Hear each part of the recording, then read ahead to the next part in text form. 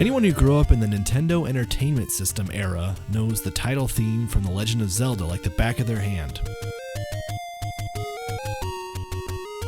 But did you know this song originally sounded like this when it first came out in Japan over a year before the North American release?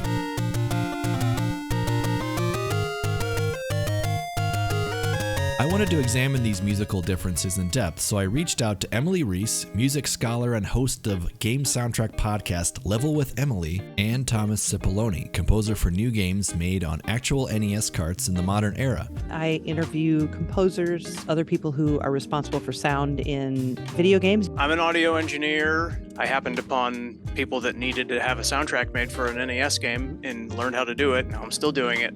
It was an accident. Zelda was designed as a launch title for an add-on device for the Famicom, the Japanese name for the NES, called the Famicom Disk System. It also included an additional audio channel that allowed for more sound effects options and musical complexity. The standard NES, the 2A03 chip, has two square wave channels, a triangle wave, a noise channel, and also a sample channel. The Famicom Disk System has a fifth tonal channel, which is like a wavetable synthesizer almost. On September 27th, 1986, the NES released to a national audience in the United States. Most Western fans had little to no idea that they were getting older tech repackaged from a red and white top-loading system to a boxy gray front-loading console. Zelda heavily relied upon the Famicom Disk System's extra wavetable synthesis audio channel for music and sound effects, so everything would have to be squeezed down from 5 channels into 4.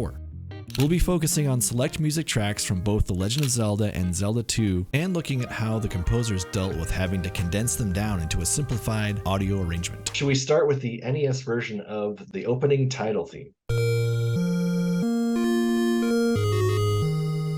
The two square channels on the left, and that handles a lot of the melody. Triangle, that handles a lot of the bass. Noise on the far right for the percussion. So good. Yeah. The actual waves are shaped like squares and triangles. Just like, yeah, they're not just kidding. like that's what the description comes from. That's crazy. Yeah, like that's the idea, man. What gives the square waves channels like their unique sound is something called pulse width, which is like how wide those squares are. The pulse width is changing with respect to the tonality of those channels. Let's play that Famicom Disk version and see what the differences are. Right away when you hear the FDS version, you'll hear that. It's so much more expressive. Most striking gotta be that bell, right? Yeah, the bell's weird.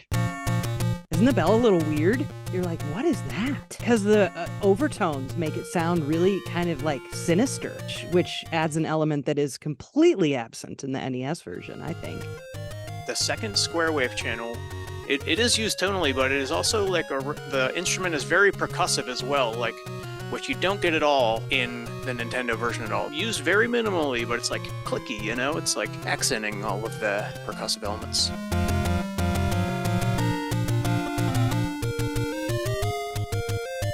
To listen to the NES version, you're like, oh, cute, you know? And it's and I feel kind of bad feeling that way about it now, but it is kind of true. You're just like, wow, this is the bare minimum of what he could do to express what he wanted to express on this NES. If you're looking for the most layered and full music in an 8-bit game, you'll most likely find it on the title screen. Here composers can write songs without compromise. Songs accompanying gameplay have to accommodate sound effects that could take over an audio channel at any time. All game composers of the era had to consider this. When you're arranging for the NES, you have to consider that all those channels that we've seen are also going to be used for the sound effects. So if your design is poor, you're likely to have important parts of your music be cut out by Link stabbing something, opening up a wall, or anything that is a sound effect is going to affect and cut into the music.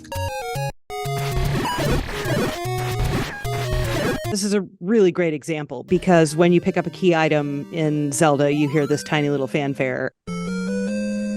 In the FDS version, it literally just fills in one inner voice. It sounds, again, it just sounds fuller and a slightly more epic. But it's just one additional voice in this little ascending triad that you hear. Da da da da. That's the new voice, is right in the middle. And here's the NES version again. Just kind of almost sounds a little bare. Yeah. You never knew. All along. We just were happy we got the key item.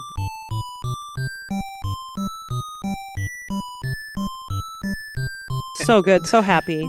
It feels good. You just beaten the game. And what's nice, too, is that when you die or go to the save screen, you get kind of a stripped-down, simpler version of that ending music. And then when you actually finish the game, you get this fully built-out, nice version. It's almost more polka-like, really, just because the oompa and the bass. It's like oompa, oompa, oompa. It's like a little bit like that. A nice little melody. It's almost kind of musical theater-y. It's just a lovely melody with a little harmony and a bass. Yeah, it establishes the difference immediately, right? Yeah, and that blue upper voice stays so much longer, and it adds so much, because it drops out now in the NES version. Yeah, they run out of tracks for it. While listening to the Famicom Disk System version of the track, we noticed something peculiar. It's so weird to me when it drops out, though.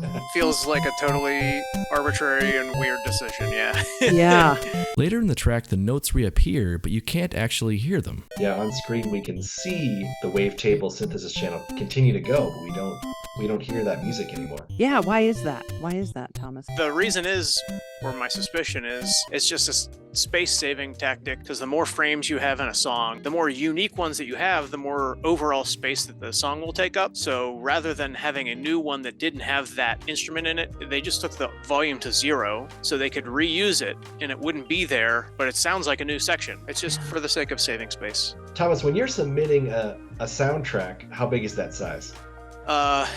Pretty much 16 kilobytes is like the biggest I've ever made. Isn't that insane? As far as NES soundtracks go, like that's big. The soundtrack to the first Legend of Zelda game was composed by Koji Kondo, a legend in the game music world. In an interview with gaming site Kikizo, Kondo expressed his thoughts on the advanced audio capabilities of the Famicom Disk System. Well, I mean, even the addition of that one extra channel was something that made me very happy, because they were able to make the music more expressive.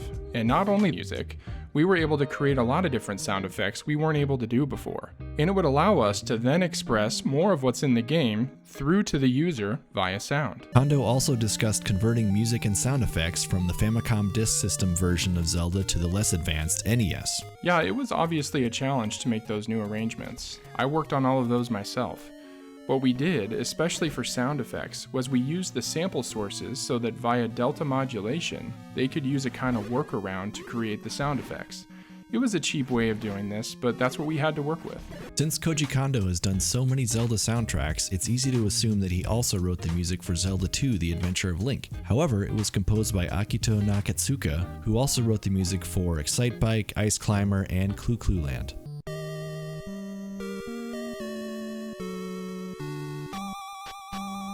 You see those notes that are just like a little checker pattern? Yeah, the little trills. Yeah. Is that kind of a common trick, Thomas? Yeah, absolutely. I mean, obviously there's two ways to do it. It's like you either really put the notes right next to each other like that, or you can also bake it directly into the instrument. Like, tell the program you're writing in to say, this is going to have this heavy vibrato, and so sometimes you'll see a straight line. Once again, the title theme shines with the extra audio channel. It's so great. It's so great. Man. You notice on the FDS channel on the far right there, they're having a delay for that little intro lick. You see two notes. Like, it starts a single note, and then they're using a delay. And I love that so much. I love that too. Seeing that, I was like, oh my god, it's just two notes, pretending like it's a delay. Yeah, one's a little bit quieter. It's an absolute trick. Managing to make these instruments sound like real life things, like with all of the restriction there, is the most impressive part. So if I think it sounds like a whistle or a bell, I mean, they're doing something right. It's really hard.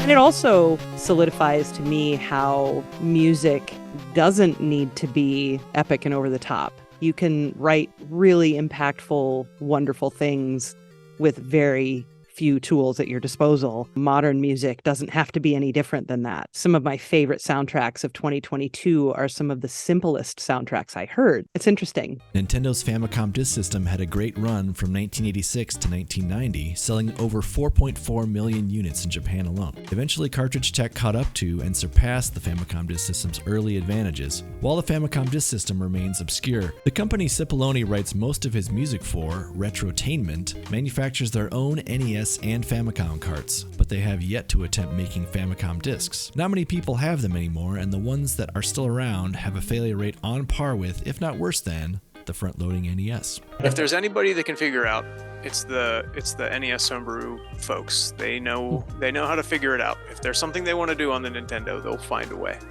It's They'll very get cool. there. Yeah. We need those people in this world. Yeah, It's absolutely. Well, it's been a whole lot of fun to dig into the audio tech behind one of the most cherished eras in gaming. Learning the extreme limitations composers had to work with at the time made my appreciation for their creativity grow that much more. Having the opportunity to add new dimensions to their sound with the extra audio channel on the Famicom Disk System must have been a dream come true at the time. On the flip side, scaling back their music after the fact to work on NES systems on the other side of the world had to be disheartening. They somehow made it work in the end, and most Western listeners never knew any better until the import scene developed and the internet grew out of its infancy. At least now we can appreciate these fresh yet still retro versions of the music tied to our most fond gaming memories.